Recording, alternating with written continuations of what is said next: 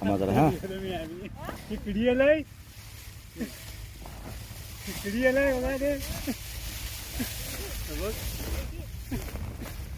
वळीच्या तळाला घोणस फारच चुकून सापडतात. आश्चर्याची गोष्ट म्हणजे अतिशय धोकादायक होते. लक्षात घ्या शेतकऱ्यांना, मलाही वाटलं नव्हतं त्यांनी ओळखले की नाही माहीत नाही, पण वरच्या बाजूला वळीच्या अगदी तळात शेवटचा कवळा किंवा मूळ भारा म्हणतात त्याला, तिथं साप असतोय.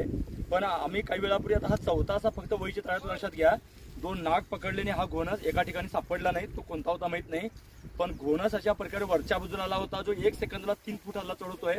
आणि घोणस फार शक्यता कमी असते. मला आठवण करून सांगावं लागेल की वळीच्या तळाला घोणस सापडला की नाही, नागं सापडतात, पण घोणस ही आणि तोही वरच्या बाजूला आला होता, म्हणजे किती धोकादायक असू शकतंय.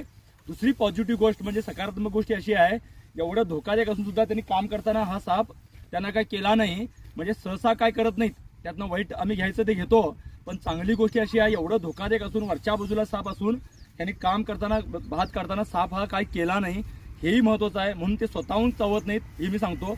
पण काळजी आपण घ्यायला पाहिजेत. आपण चुका करूनही साप चावत नाही, पण चुका होऊ नयेत. लाखात एक जीव जातोय तोही जगावा ह्यासाठी प्रयत्न लक्षात घ्या. आणि आजूबाजूला साप असतात.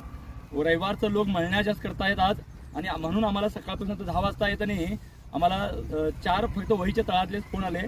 आणि हे बघितलेले लोक न बघता आपण काम करत असतो.